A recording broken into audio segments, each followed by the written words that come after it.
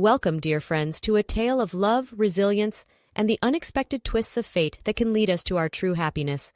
Enjoy the story. Emily Parker stood in the doorway of her modest apartment, her heart swelling with joy. At 23, she felt like the luckiest girl in the world. The past year had been a whirlwind of change, transforming her life from a Cinderella story to a fairy tale romance. As she hung up her coat, memories of her old life with Aunt Mildred flooded back. The tiny, cramped house where she'd spent her teenage years might as well have been on another planet now. "Emily!" Aunt Mildred's shrill voice echoed in her mind. "Those dishes won't wash themselves, and don't forget to weed the garden before dinner." Day after day, it had been the same routine. School, chores, more chores, and if she was lucky, a few precious moments to dream about escape. Aunt Mildred had taken her in after her parents died, but charity came with a steep price. But all that changed the day she met Jack. Jack Thompson was everything Emily had ever dreamed of in a man. Tall, with piercing blue eyes and a smile that could melt glaciers, he'd swept into her life like a knight in shining armor. Or in his case, a crisp business suit and a company car. Their eyes met across a crowded coffee shop, and it was like a scene from a movie. He'd approached her table, flashed that $1,000,000 smile, and said, "Is this seat taken, or has it been waiting for me all my life?" It was cheesy, sure, but to Emily, it was the most romantic thing she'd ever heard. Their whirlwind romance was the talk of the town. Fancy restaurants, moonlit walks in the park, stolen kisses under starry skies. For the first time in her life, Emily felt truly seen, truly appreciated. Then came the night that changed everything. "Move in with me," Jack had said, his eyes intense in the candlelight of his luxurious apartment. "I want to wake up to your beautiful face every morning."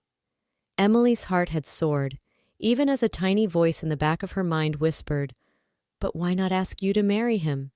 She'd silenced that voice quickly. After all, this was the 21st century. Living together before marriage was normal, right? And surely a proposal would come soon enough. The day she left Aunt Mildred's was both terrifying and exhilarating. As she packed her meager belongings, her aunt's bitter words cut through the air. "You ungrateful little tramp," Mildred had screeched. "Running off with the first man who looks your way. Don't come crawling back when he throws you out." Emily had paused at the door, a retort on her lips.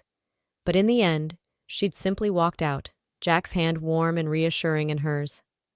Now, as she stood in their shared apartment, Emily felt like she was living a dream.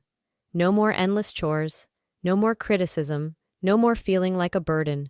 Just love, warmth, and the promise of a beautiful future. If only she'd known how quickly dreams can turn into nightmares. Emily practically floated through the doors of Mercy General Hospital, her heart as light as a feather. The spring sunshine seemed brighter, the air fresher. Even the usual hospital smells couldn't dampen her spirits. She'd just received the most wonderful news of her life, and she couldn't wait to share it with Jack. "Twins," she whispered to herself, her hand instinctively moving to her still flat stomach. "We're having twins." As she made her way home, Emily's mind raced with visions of the future. A boy and a girl, perhaps? Or two little girls with Jack's striking blue eyes? She imagined nursery colors, tiny clothes, the sound of baby giggles filling their apartment. "Jack's going to be over the moon," she thought, a giddy smile spreading across her face. The elevator ride to their fifth-floor apartment seemed to take forever. Emily's fingers tapped an impatient rhythm on her purse, eager to burst through the door and share her joy. As she turned her key in the lock, a strange sensation washed over her. The apartment felt different. There was a scent in the air, familiar yet out of place.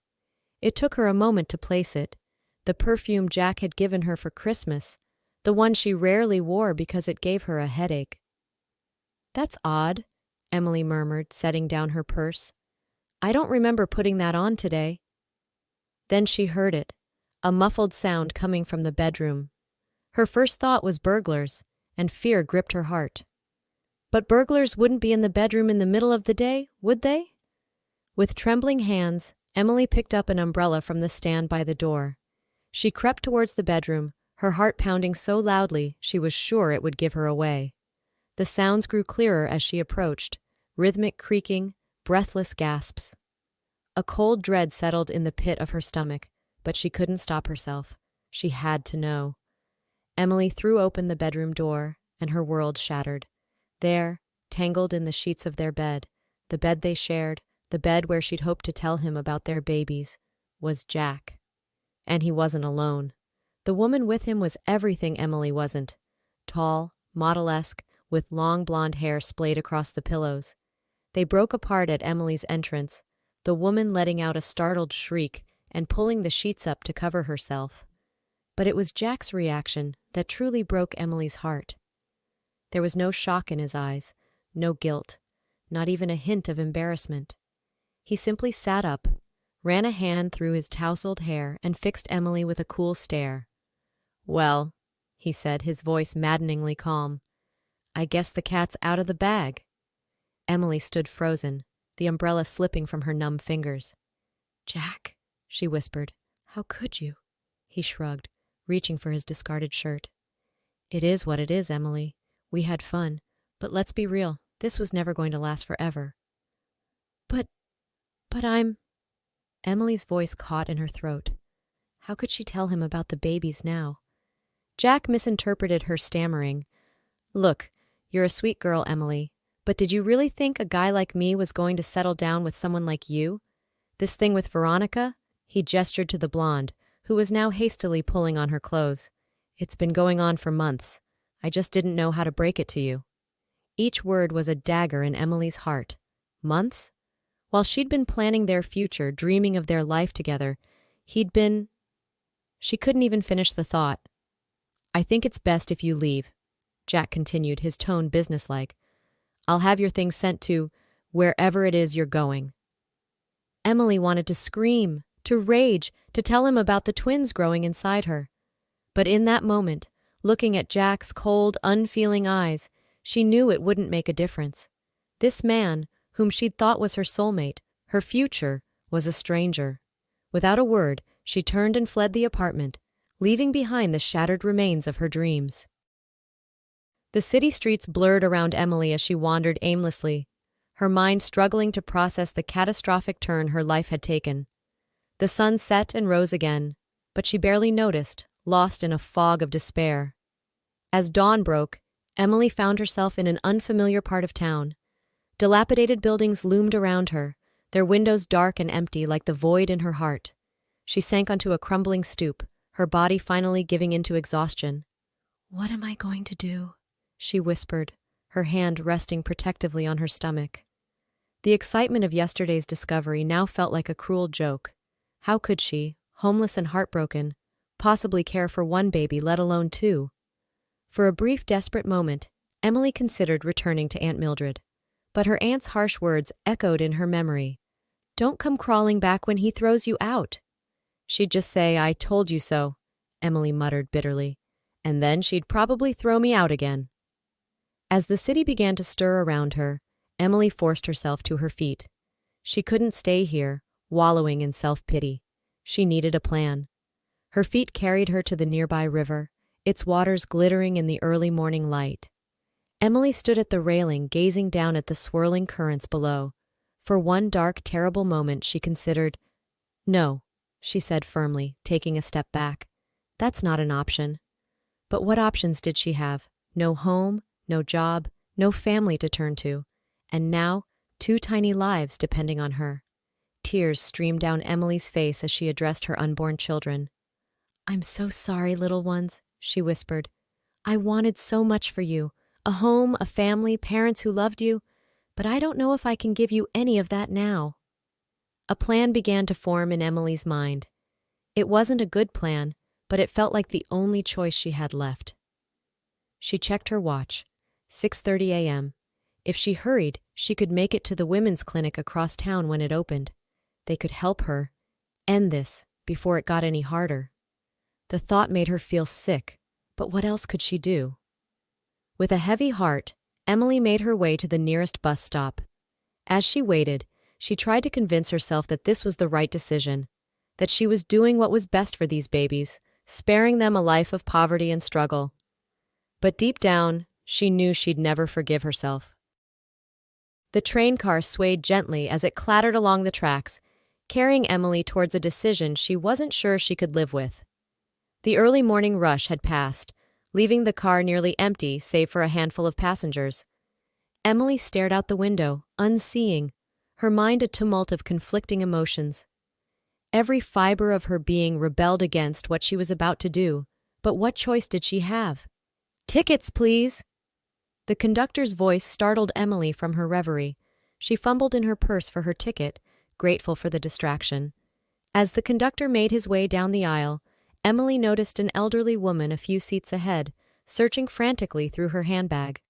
"Oh dear, the woman muttered, her voice tinged with panic. "I could have sworn I put it in here." The conductor reached her seat. "Ticket, ma'am?" "I'm so sorry," the woman said, her eyes wide with distress. "I must have left my wallet at home. I'm so forgetful these days. Please, I have to get to my grandson's. I made him his favorite pie." Emily felt a sudden surge of empathy for the old woman. Before she could think twice, she was on her feet. "Excuse me," she called to the conductor. "I'll pay for her ticket." Both the conductor and the elderly woman turned to look at Emily in surprise. "Oh, you don't have to do that, dear," the woman protested, but Emily was already pulling out her wallet. After settling the fare, Emily found herself invited to sit with the grateful woman, who introduced herself as Grace. "You're an angel, dear," Grace said, patting Emily's hand. "I don't know what I would have done. My grandson Nathan would have been so worried if I hadn't shown up." Emily managed a small smile. "It's no trouble, really. I'm glad I could help." Grace studied Emily's face, her kind eyes seeing more than Emily was comfortable with. "Now don't take this the wrong way, but you look like you've had a rough night. Is everything all right, dear?" Maybe it was Grace's grandmotherly concern, or maybe it was just the weight of everything that had happened, but Emily suddenly found herself pouring out the whole story. Jack's betrayal, her pregnancy, her desperate plan. Grace listened without interruption, her face a mixture of sympathy and concern. When Emily finished, tears streaming down her face, Grace simply opened her arms. Emily fell into the embrace, sobbing like a child. There, Grace soothed, stroking Emily's hair. "Let it all out, dear. You've been so brave." When Emily's sobs subsided, Grace gently tilted her chin up. "Now I won't tell you what to do. That's not my place. But I will say this. Decisions made in desperation are rarely the right ones. And I have a feeling you'd regret this for the rest of your life." Emily sniffled. "But what else can I do? I have nowhere to go, no way to support myself, let alone 2 babies." Grace's eyes twinkled. "Well, as it happens, I might have an idea about that. Tell me, how do you feel about pie?" As the train rolled on towards its destination, Emily found herself engaged in a conversation she never could have imagined. And for the first time since her world fell apart, she felt a tiny spark of hope. The antiseptic smell of the hospital hit Emily like a wave as she rushed through the sliding doors. Her conversation with Grace on the train had delayed her, and now she was cutting it close. If she didn't make it to the clinic soon, she'd have to wait another day of agonizing over her decision. "I can do this," she muttered to herself, steeling her nerves. "I have to do this." But as she turned towards the clinic wing, a familiar voice stopped her in her tracks. "Emily! Over here, dear!" Emily spun around in disbelief. There, sitting on a bench near the entrance, was Grace, waving enthusiastically. "Grace?" Emily approached cautiously. "What are you doing here? I thought you were visiting your grandson." Grace's eyes twinkled mischievously. "Oh, I am. In fact, I'm about to introduce you to him. Come along, dear." Before Emily could protest, Grace had linked their arms and was guiding her down a different hallway. But the clinic," Emily stammered, glancing back over her shoulder. "We'll still be there later if that's what you decide," Grace said firmly. "But first, I think you should meet Nathan. He might have a solution to your problem." Emily wanted to resist, to break away and run to the clinic, where a difficult but clear-cut solution waited. But something in Grace's confident manner held her back. What did she have to lose by hearing this Nathan out? They walked through the hospital corridors, Grace chatting away about her grandson's accomplishments. Emily nodded politely, only half listening, her mind still wrestling with her dilemma. Finally, they stopped in front of an imposing door. The plaque read, Dr. Nathan Holloway, Chief of Medicine. Emily's eyes widened. Your grandson is the Chief of Medicine? Grace beamed with pride. Told you he was accomplished, didn't I? Now let's not keep him waiting. Before Emily could prepare herself, Grace had knocked and opened the door. Nate, darling, I've brought a friend to meet you. Emily found herself face to face with quite possibly the most handsome man she'd ever seen. Dr. Nathan Holloway was tall, with warm brown eyes and a kind smile that immediately put her at ease. He couldn't have been more than 35, young for such a prestigious position. Graham, what have I told you about bursting into my office? Nathan scolded, but his tone was affectionate. His eyes moved to Emily, and his smile widened. And who's this? Grace made the introductions, glossing over the circumstances of their meeting. Emily needs a bit of help, Nate. I thought you might have some ideas. Nathan's brow furrowed in concern. Of course. Emily, why don't you come in and we can talk? As Emily stepped into the office, she felt as though she was stepping into a new chapter of her life.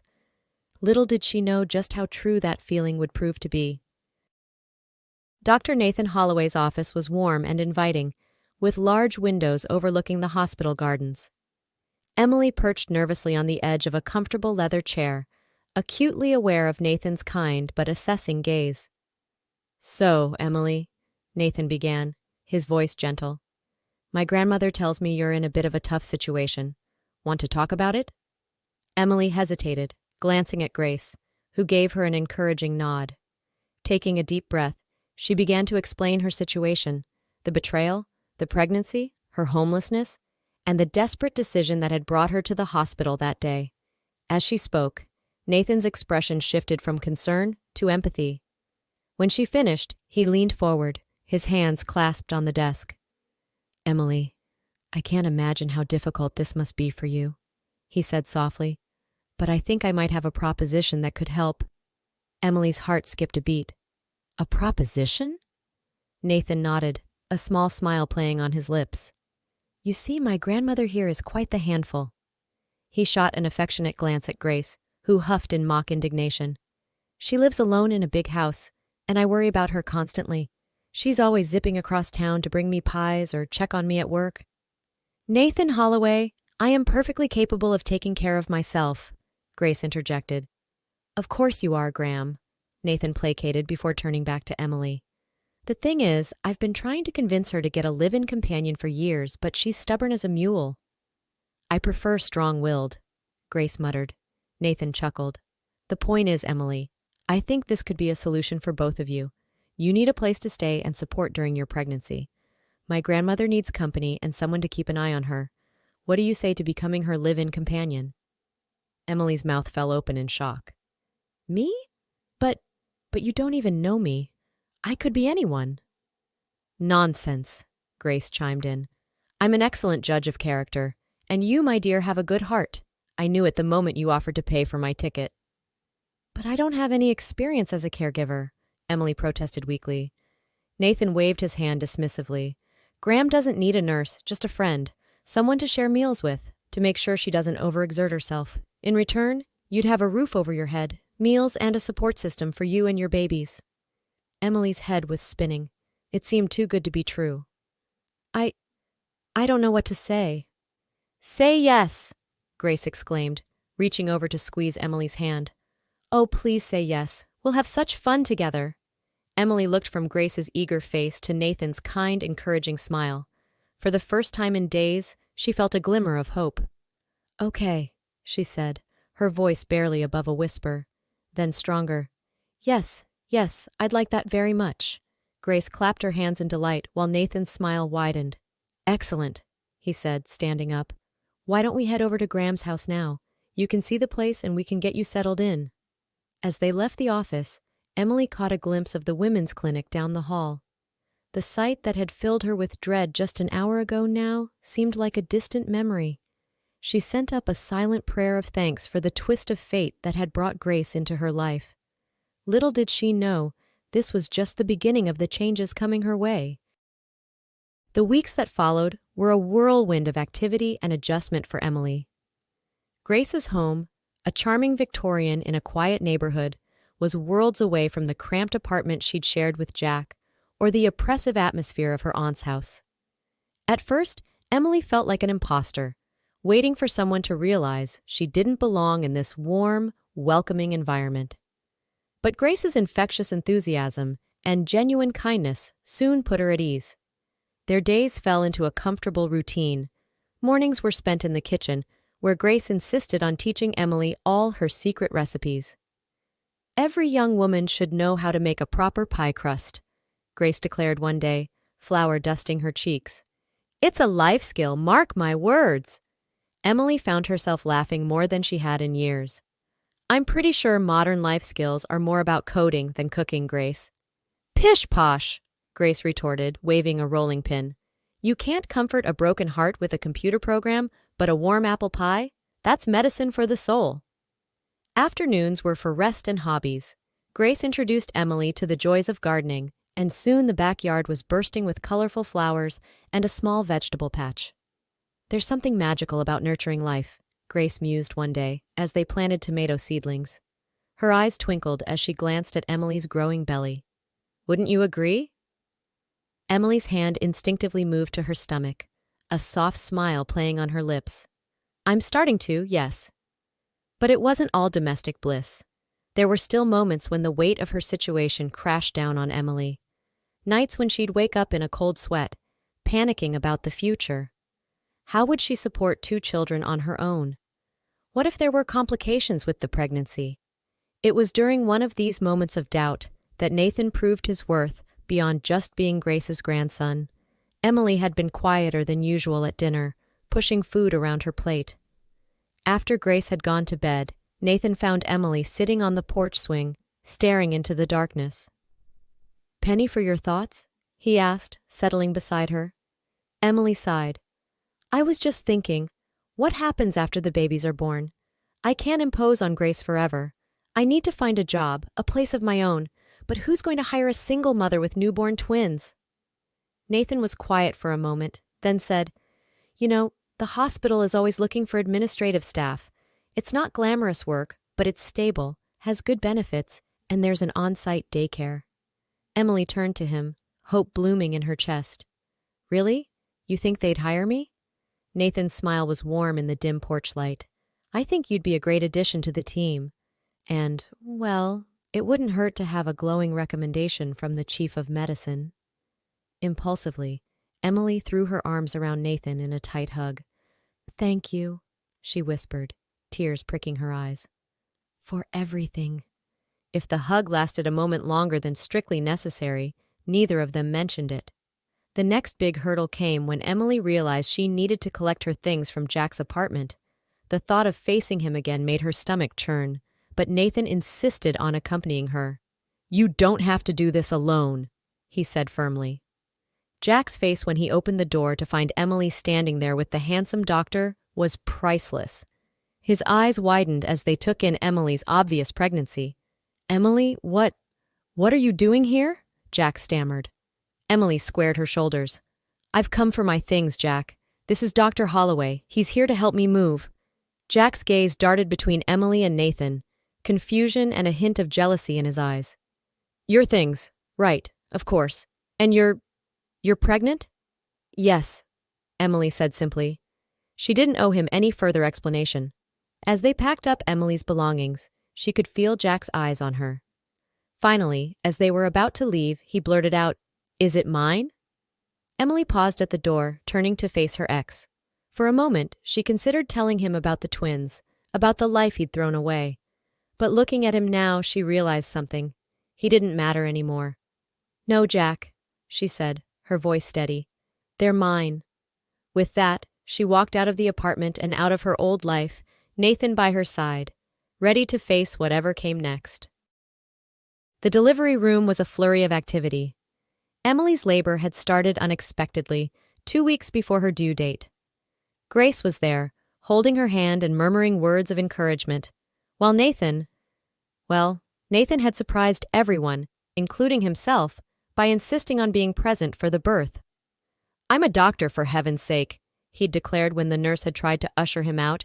"I've seen plenty of deliveries."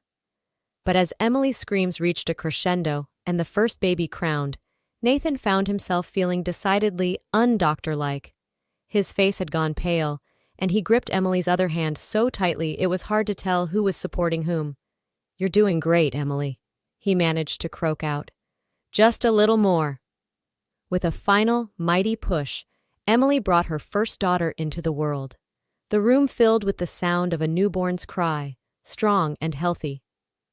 "It's a girl," the doctor announced, holding up the squirming, red-faced infant. Tears streamed down Emily's face as she reached for her daughter. But there was no time to rest. The second baby was coming.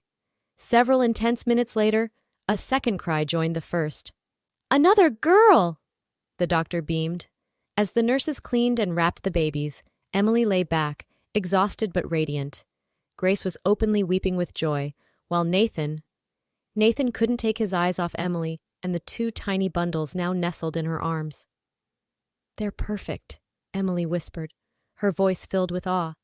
"Absolutely perfect." Nathan nodded, unable to speak past the lump in his throat. In that moment, looking at Emily and her daughters, he knew his life would never be the same. Hours later, after Emily had rested and the excitement had died down, Nathan returned to her room. Grace had gone home to prepare for the baby's arrival, leaving the new mother alone with her thoughts. "How are you feeling?" Nathan asked softly, taking a seat beside the bed. Emily smiled tiredly. "Sore, exhausted, terrified, blissfully happy. I think I'm feeling every emotion possible all at once." Nathan chuckled. "That sounds about right for a new mother." He paused, seeming to gather his courage. "Emily, there's something I need to tell you." Emily's heart skipped a beat. Over the past months, she and Nathan had grown close, very close, but neither had dared to put a name to the feelings growing between them. "What is it?" she asked, her voice barely above a whisper. Nathan took a deep breath. "I've been talking to Graham, and she seems to think, well, she's got this idea in her head that that we should—" Emily couldn't help but smile at his uncharacteristic fumbling. "Spit it out, Dr. Holloway." "Marry me," Nathan blurted out. Then, realizing how that sounded, he backpedaled quickly. "I mean, not because Graham said so. I mean, yes, she thinks we should. But that's not why I'm asking. I'm asking because I love you, Emily. I love you and those little girls in there. I know it might seem fast, and I know you've been hurt before, but I promise you, if you'll have me, I'll spend the rest of my life making you happy." Emily was stunned into silence.